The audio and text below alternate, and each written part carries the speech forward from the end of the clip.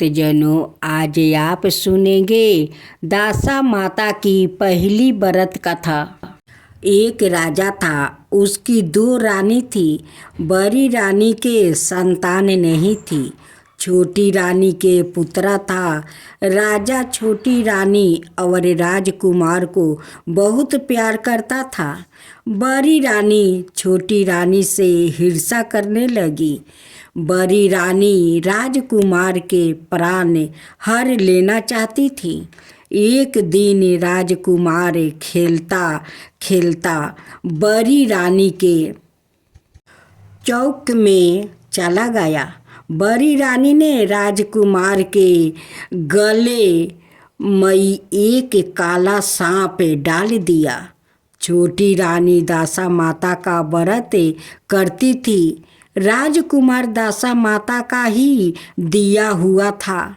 दासा माता की कृपा से राजकुमार के गले में सांप बिना नुकसान पहुँचाए चला गया। दूसरे दिन बड़ी रानी ने लड्डुओं में जहर मिलाकर राजकुमार को खाने के लिए दिया।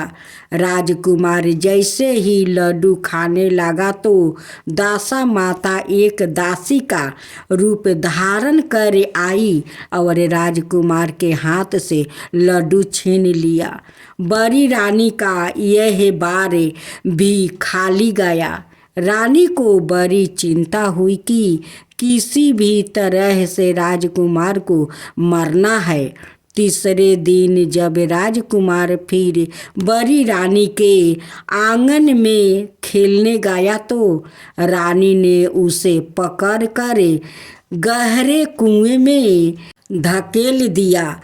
चौकी कुआं बड़ी रानी के आंगन में बना था, इसलिए किसी को भी पता नहीं चला कि राजकुमार कहाँ गया। लेकिन जैसे ही बड़ी रानी ने राजकुमार को कुएं में ढकेला तो दासा माता ने उसे बीच में ही रोक लिया। इधर दोपहर हो जाने पर राजकुमार के ना लौटने पर राजा वो छोटी रानी को चिंता सताने लगी। दासा माता को भी इस बात की चिंता हुई। राजकुमार को उसके माता पिता के पास किस प्रकार पहुंचाया जाए। राजकुमार को तलाश करने वाले कर्मचारी निराश होकर बैठ गया। राजा वो छोटी रानी पुत्रा शोक में रोने लगी। तब दासा माता ने भिखारी का रूप धारण किया और राजकुमार को गले से लगाया। राजद्वार पर पहुंची और राजकुमार को एक वस्तु में छिपाए हुए भिक्षा मांगने लगी। सिपाहियों ने उसे धुतकार कर कहा, तुझे भिक्षा के बरी है और यहाँ राजकुमार खो गया है। हे सारे लोग दुख और चिंता से व्याकुल हो रहे हैं। इस पर दासा माता बोली, भाइयों, पूरन का प्रभाव बड़ा ही विचित्र होता है। यदि मुझे भिक्षा मिल जाए तो संभव है कि खोया हुआ राजकुमार तुम लोगों को मिल जाए। यह कहकर वो देहरी पर पैर रखने लगी। सिपाहियों ने उन्हें आगे बढ़ने से रोका। उसी समय दासा माता ने बालक का पैर वस्तु से बाहर कर दिया।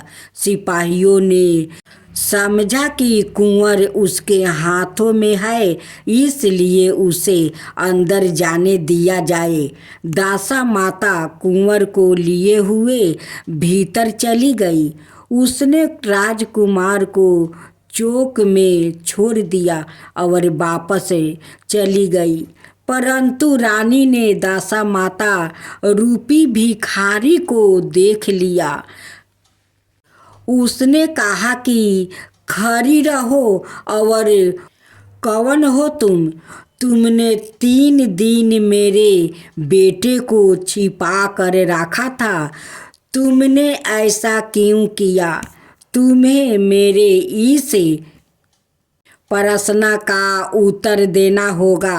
दासा माता उसी समय ठहर गई। उन्होंने बताया कि मैं तुम्हारे पुत्र की चोरी करने वाली नहीं हूँ। मैं तो तुम्हारी आधाये देवी दासा माता हूँ। मैं तुम्हें सचेत करने आई हूँ कि बड़ी रानी तुमसे ईर्ष्या रखती है। वो तुम्हारे पुत्र के प्राण हर लेना चाहती है। एक बार उसने तुम्हारे पुत्र के गले में काला सांप डाल दिया था, जिसे मैंने भगाया। दूसरे बार उसने इसे विष के लड्डू खाने को दिया था, जिन्हें मैंने उसके हाथों से छीन लिया था। इस बार उसने राजकुमार को अपने आंगन के कुएं में ढकेल दिया था और मैंने इस बीच में ही रोक कर रक्षा की है।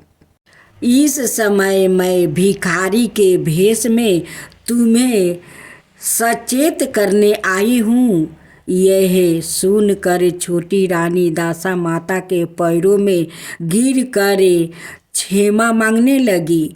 छोटी रानी मिनती भाव से बोली, जैसे कृपा आपने मुझ पर दर्शन देकर की है, मैं चाहती हूँ कि आप सदाए इस महल में निवास करे।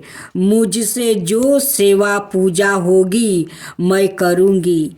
इस पर दासा माता बोली कि मैं किसी के घर में नहीं रहती। जो श्रद्धा पूर्वक मेरा ध्यान स्मरण करता है, मैं उसी के हृदय में निवास करती हूँ। मैंने तुम्हें साक्षात दर्शन दिया है, इसलिए तुम सुहागिनों को बुलाकर उन्हें यथाविधि आदर सत्कार के साथ भोजन करवाओ और नगर में ढिढोरा पिटवा दो कि सभी लोग मेरा डोर ले और व्रत करे। इतना कहकर दासा माता अंतर्ध्यान हो गई।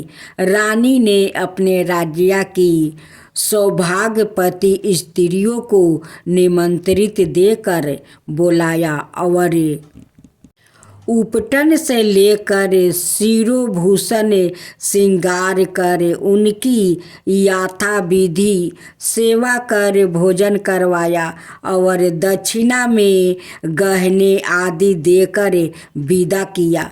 रानी ने अपने राज्य में ढिढोरा पिटवा दिया कि अब से सब लोग दासा माता का डोर लिया करो। राधे भक्त जनों, आज आप सुनेंगे विनायक गणेश जी की व्रत कथा। गणेश जी विघ्न विनायक और शीघ्र प्रसन्न होने वाले देवता है। अगर कोई सच्चे मन से गणेश जी की वंदना करता है तो गौरी नंदन तुरंत प्रसन्न होकर उसे आशीर्वाद प्रदान करते हैं। वैसे भी गणेश जी जिस स्थान पर निवास करते हैं, उनकी दोनों पत्नियां रिद्धि और सिद्धि भी उनके साथ रहती है। उनके दोनों पुत्र शुभ और लभ्य का आगमन भी गणेश जी के साथ ही होता है। कभी कभी तो भक्त भगवान को असमंस में डाल देते हैं। पूजा पाठ और भक्ति का जो वरदान मांगते हैं वो निराला होता है। काफ़ी समय पहले की बात है। एक गांव में एक अंधी बुढ़िया माई रहती थी। वो गणेश जी की परम भक्त थी। आँखों से भले ही दिखाई नहीं देता, परंतु वो सुबह शाम गणेश जी की बंदगी में मगन रहती थी। नित गणेश जी की प्रतिमा के आगे बैठकर उनकी स्तुति करती है, भजन गाती है, वो समाधि में लीन रहती है। गणेश जी बुढ़िया माई की भक्ति से बड़े प्रसन्न हुए। उन्होंने सोचा यह बुढ़िया माई नित्य हमारा स्मरण करती है, परंतु बदले में कभी कुछ नहीं मांगती है। भक्ति का फल तो उसे मिलना ही चाहिए। ऐसा सोचकर गणेश जी एक दिन बुढ़िया माई के सम्मुख प्रकट हुए और बोले, माई तुम हमारी सच्ची भक्त हो। जिस श्रद्धा और विश्वास से हमारा स्मरण करती हो, हम उससे प्रसन्न है। अत तुम जो वरदान चाहो हमसे मांग सकती हो। बुढ़िया माई बोली, प्रभु मैं तो आपकी भक्ति प्रेम भाव से करती हूँ, मांगने का तो मैंने कभी सोचा ही नहीं। अत मुझे कुछ नहीं चाहिए। गणेश जी पुनः बोले, हम वरदान देने के लिए आए हैं। बुढ़िया माई बोली, हे सर्वेश्वर मुझे मांगना तो नहीं आता, अगर आप कहे तो मैं काल मांग लूँ। तब तक मैं अपने बेटे और बहू से भी सलाह मशवरा कर लूँगी। गणेश जी कल आने का वादा करके वापस लौट गया। बुढ़िया माई ने सारी बात उन्हें बताकर सलाह मांगी। बेटा बोला, माँ तू गणेश जी से ढेर सारा पैसा मांग लो, हमारी गरीब दूर हो जाएगी, सब सुख चैन से रहेंगे। बुढ़िया माई की बहू बोली, नहीं आप एक सुंदर पोता का वरदान मांग लो, वंश को आगे बढ़ाने वाली भी तो चाहिए। बुढ़िया माई बेटे और बहू की बातें सुनकर असमंस में पड़ गई। उसने सोचा यह दोनों तो अपने अपने मतलब की बातें कर रहे हैं। बुढ़िया माई ने पड़ोसिन से सलाह लेने का मन बनाया। पड़ोसिन भी नेक दिल के थी। उसने बुढ़िया माई को समझाया कि तुम्हारी सारी जिंदगी दुखों में कटी है, अब जो थोड़ा जीवन बचा है वो तो सुख से जी लो। धन अथवा पोते का तुम क्या करोगी? अगर तुम्हारी आंखें ही नहीं है तो यह संसारिक वस्तुओं तुम्हारे लिए व्यर्थ है। अत तुम अपने लिए दोनों आँखों मांग लो। बुढ़िया माई घर लौट आई। बुढ़िया माई और भी सोच में पड़ गई। उसने सोचा कुछ ऐसा मांग लूं जिससे मेरा बहू बेटे सबका भला हो, लेकिन ऐसा क्या हो सकता है? इसी चिंतन में सारा दिन व्यतीत हो गया। बुढ़िया माई कभी कुछ मांगने का मन बनाती तो कभी कुछ, परंतु कुछ भी निर्धारित ना कर सकी। दूसरे दिन गणेश जी पुनः प्रकट हुए और बोले, आप जो भी मांगोगे वो हमारी कृपा से हो जाएगा, यह हमारा वचन है। गणेश जी के पवन वचन सुनकर बुढ़िया माई बोली, हे गणेश राज, यदि आप मुझसे प्रसन्न है तो कृपाए मुझे मन इच्छित वरदान दीजिए। मैं अपने पोते को सोने के गिलास में दूध पीते देखना चाहती हूँ। बुढ़िया माई की बातें सुनकर गणेश जी उसकी सादगी और सरलता पर मुस्कुरा दिया।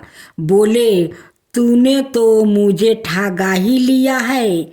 मैंने तुम्हें एक वरदान मांगने के लिए बोला, परंतु तुमने तो एक वरदान में ही सब कुछ मांग लिया है। तुमने अपने लिए लंबी उम्र और दोनों आँखों मांग ली है। बेटे के लिए धन और बहू के लिए पोता भी मांग लिया है। पोता होगा, ढेर सारा पैसा होगा, तभी तो वो सोने के गिलास में दूध पिएगा। पोते को देखने के लिए तुम जिंदा रहोगी, तभी तो देख पाओगी। अब देखने के लिए 2 आंखें भी देनी ही पड़ेगी। फिर भी वो बोले, जो तुमने मांगा वो सब सत्य होगा। यूं कहकर गणेश जी अंतर ध्यान हो गए। कुछ समय पाकर गणेश जी की कृपा से बुढ़िया माई के घर पोता हुआ। बेटा का कारोबार चल निकला और बुढ़िया माई की आंखों की रोशनी आपस लौट आई। बुढ़िया माई अपने परिवार सहित सुखपूर्वक जीवन व्यतीत करने लगी। अब सुने, हर व्रत गाथा के साथ सुनी जाती है लपसी तपसी की यह कहानी। एक लपसी था और एक तपसी था। तपसी हमेशा भगवान की तपस्या में लीन रहता था और लपसी रोजाना 1.25 शेर की लपसी बनाकर भगवान का भोग लगा कर जिमा लेता था। एक दिन दोनों लड़ने लगे। लपसी बोला, मैं रोज भगवान की तपस्या करता हूँ, इसलिए मैं 12 हूँ। तपसी बोला, मैं रोज भगवान को 1.25 शेर लपसी का भोग लगाता हूँ, इसलिए मैं 12 हूँ। नारद जी वहाँ से गुजर रहे थे। दोनों को लड़ता देख कर उनसे पूछा कि तुम क्यों लड़ रहे हो। तपसी ने खुद के 12 होने का कारण बताया और लपसी ने अपना कारण बताया। नारद जी बोले, तुम्हारा फैसला मैं कर दूंगा। दूसरे दिन लपसी और तपसी नहाकर अपनी रोज की भांति करने आए तो नारद जी ने छुप कर 1.25 करोड़ की एक औंठी उन दोनों के आगे रख दिया। लपसी की नज़र जब औंठी पर पड़ी तो उसने चुपचाप औंठी उठाकर अपने नीचे दबा लिया। लपसी की नज़र औंठी पर पड़ी, लेकिन उसने ध्यान नहीं दिया। भगवान को भोग लगाकर लपसी खाने लगा। नारद जी सामने आए तो दोनों ने पूछा कि कौन 12 है। तो नारद जी ने तपसी से खारा होने को कहा। वो खारा हुआ तो उसके नीचे दबी औंठी दिखाई पड़ी। नारद जी ने तपसी से कहा, तपस्या करने के बाद भी तुम्हारी चोरी करने की आदत नहीं गई, इसलिए लपसी 12 है और तुम्हें तुम्हारी तपस्या का कोई फल भी नहीं मिलेगा। तपसी शर्मिंदा होकर माफ़ी मांगने लगा। उसने नारद जी से पूछा, मुझे मेरी तपस्या का फल कैसे मिलेगा। नारद जी ने कहा, यदि कोई गाय और कुत्ते की रोटी नहीं बनाएगा तो फल तुझे मिलेगा। यदि कोई ब्राह्मण को भोजन करवा कर दक्षिणा नहीं देगा तो फल तुझे मिलेगा। यदि कोई साड़ी के साथ ब्लाउज नहीं देगा तो फल तुझे मिलेगा। यदि कोई दिए से दिए जलाएगा तो फल तुझे मिलेगा। यदि कोई सारी कहानी सुने लेकिन तुम्हारी कहानी नहीं सुने तो फल तुझे मिलेगा। उसी दिन से हर व्रत गाथा कहानी के साथ लपसी तपसी की कहानी भी सुनी और कही जाती है।